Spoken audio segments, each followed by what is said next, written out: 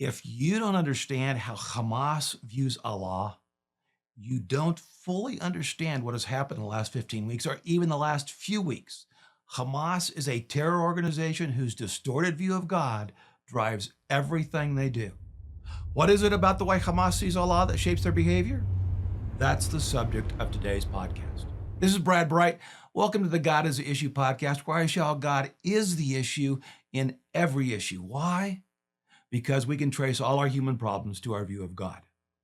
Now, for the first time since October 7th, 2023, Hamas began seriously negotiating regarding releasing the hostages. They have now agreed to an initial ceasefire and an exchange of hostages for prisoners. Of course, Hamas claimed victory despite drawing the short end of the stick in their war with Israel. 15 months ago, slaughtering unarmed Jews was considered a victory. Today, mere survival is labeled victory. Oh, the difference 15 months can make. The critical question is, why did Hamas stop stonewalling and sign an initial ceasefire with Israel? You see, in early December, Donald Trump drew this bright red line in the sand with these words. He said, "If those hostages aren't back by the time I get into office, all hell will break out in the Middle East." His words. It kind of feels like the mom who says, "Just wait till your father gets home." You know what happened 15 months ago. Hamas slaughtered 1,200 non-combatants, including women and children, and then took additional non-combatants hostage. Hamas went well beyond what Muhammad modeled. Muhammad would only slaughter the men. The women and children he merely enslaved, but that wasn't enough for Hamas. Now, compounding that, Hamas believes that when Muslims conquer an area, that land is theirs forever. So, of course, they will never stop trying to push the Jews, the infidels, into the sea. Now, on October 7th, they thought they saw a window of opportunity and brutally attacked unarmed civilians. They thought they saw a weakness, not on Israel's part, but on ours. From their perspective, they had seen Joe Biden turn tail in Afghanistan. From their perspective, they had seen Joe Biden allow foreigners to overrun our borders. You see, to Hamas, that signaled weakness. And that's significant for more than just the obvious reason. And furthermore, according to Biden in his final address to the nation, his administration has been working hard for 7 months to get the hostages back. 7 months. So I can't help but wonder what the Biden administration was doing the prior 8 months if they weren't actively trying to get the American hostages back. Again, this communicated weakness to Hamas. But let's focus for a moment on the last 7 months that Biden said his folks have been working hard to get the hostages released. The first 6 months, what did Hamas do? They stonewalled. Then suddenly, not only are they negotiating, but they're making real concessions. They even signed an initial ceasefire agreement. Why? Because Donald Trump drew a red line in the sand? Well, yes, but it's more than that. It's because of how they view Allah. Does that surprise you? You see, according to Christianity, God's chief attribute is his holiness, his perfection. His perfection is what sets him apart from his creation and informs all his other attributes. Because he is holy, his love is perfect, his mercy is perfect, his compassion is perfect, and his power is perfect. But according to Islam, Allah's central attribute is his power. Allah's power dominates all his other attributes. It is his power, not his holiness, that sets him apart from his creation. You see, in Islam, Allah has 99 attributes, but his chief attribute is his power. Now, if Allah's principal attribute is his power rather than his holiness and perfection, can you see how that might make a difference in how Hamas sees themselves?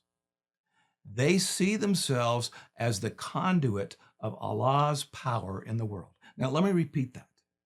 Hamas sees itself as the conduit of Allah's power in the world. Because the God they serve embodies power, power is the currency of life itself. Not kindness, not tolerance, not fairness, not truthfulness, power. Think of Hamas as the religious incarnation of Machiavelli. First and foremost, Allah is the God who wields power, raw power, unrelenting power, shrewd power. If you think of Hamas and classical Islam in Machiavellian terms, then you will better understand what we're dealing with. So here are the three questions you need to ask in order to understand Hamas's recent behavioral change. First, from Hamas's perspective, does Joe Biden project an image of power? Think Afghanistan. Second, from Hamas's perspective, does Donald Trump project an image of power? Do you think they remember what he did to ISIS in his first term? Now, third, from Hamas's perspective, who is the ultimate source of all power? And of course, the answer is Allah. Not only does that explain Hamas's sudden concessions, but it also explains why the Abraham Accords, that Trump got rolling in the Muslim Middle East, stalled out as soon as Biden took office. You see, as president, Joe Biden had no less real power than Donald Trump has now. And yet Hamas viewed Biden as weak, but Trump as powerful. They may hate Trump, but unlike Biden, they respect him because of his ability and willingness to wield power. They view power in a way we do not in the West. Like us, they fear it, but they revere it too. They respect it because Allah's chief attribute is power. Now, I'm sure Hamas will test Trump's resolve, and if they sense any weakness, they will rally. But if they're convinced he'll drop the hammer, they will give ground. You see, Muslims revere power because Allah is the embodiment of power. Their view of Allah defines how they see the world and how they respond to it.